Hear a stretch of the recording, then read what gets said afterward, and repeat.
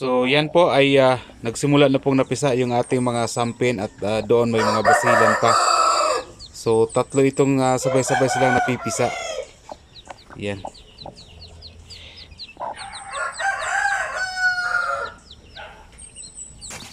So ito ay pinupugad na po natin yung ating sampin. So after sa off season nila by August and September. So ito yung pinakauna na sisiw. So ito actually is 12 yung kanyang mga sisiw nito. So yun po yung sinasabi ko sa inyo na nasa 17 yung kanyang mga itlog. So out of 17, bali 5 lang po yung hindi napipisa. So kinakanling ko naman at wala naman siyang laman. So meron tayong 12 na sampin na sisiw, yan po. So maya maya ay meron pang pangalawa at pangatlo na ipupugad din po natin.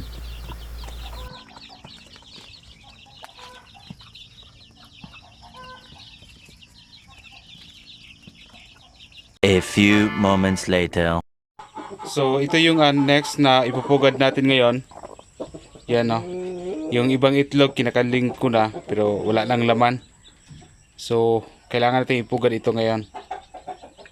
Bali tatlo to sila na sabay-sabay na pipisa. Yan o. So mahigit 10 ata yung mga sisiw nito. Yan o.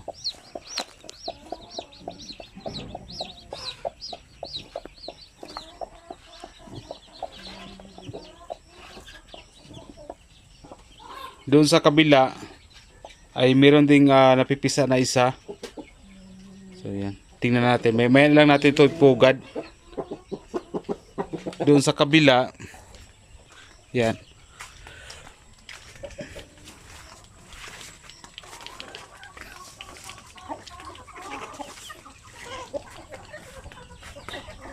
Dito.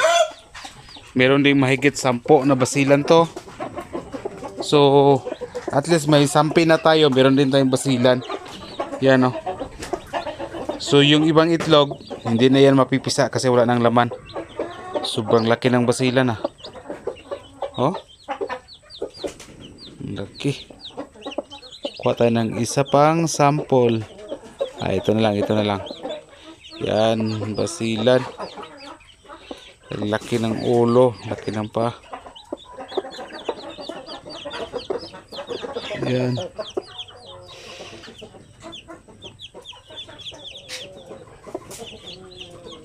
Yan So kailangan na natin ito silang ipugad kasi kahapon may napipisa. Ngayon meron na naman, so kailangan na tong pakainin yung ibang sisi dito yung nauna.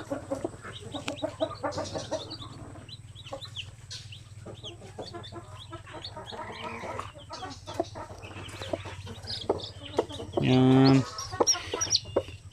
Out of 14, bali tatlo lang ata yung hindi napipisa.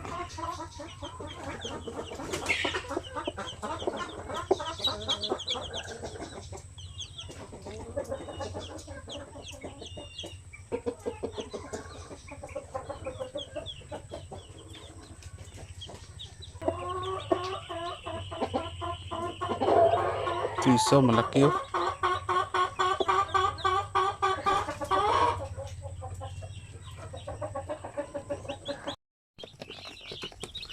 So yan na po yung kanyang mga sisiw ay nasa 11 So believe ako sa inahing ito dahil sobrang galing niya magdala ng mga sisiw. At saka sobrang galing maglimlim. Minsan ibaba ko na lang siya kasi ayaw bumaba. Ayaw kumain.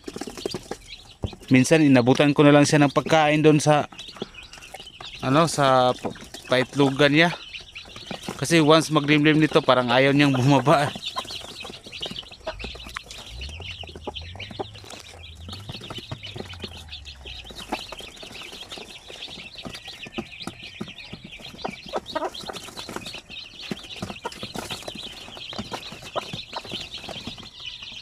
So yan po ang ating basilan dito na side. Yan din po yung bagong pugad na mga sampin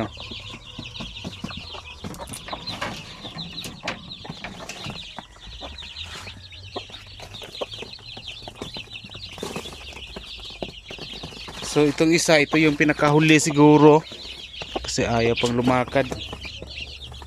Pero kailangan na ipugad kasi nga 1 day na sila.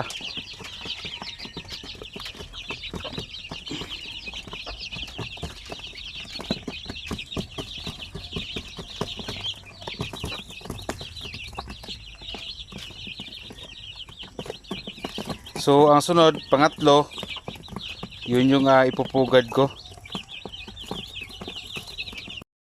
So pagbaba niya, kain agad. Kasi isang araw na hindi ko makain to eh.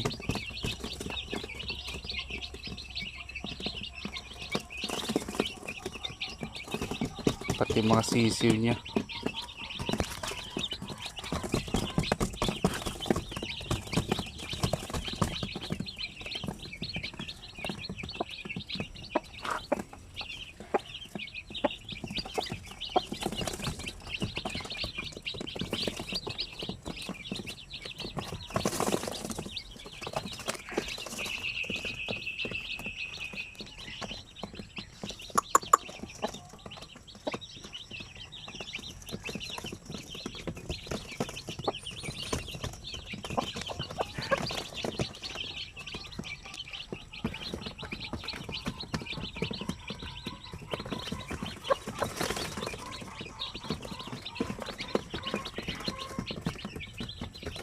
A few moments later.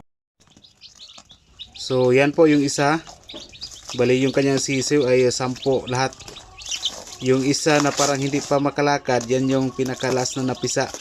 Pero pinilit ko na lang na ipupugad kasi may iba dito na napisa na isang araw nang nakaraan.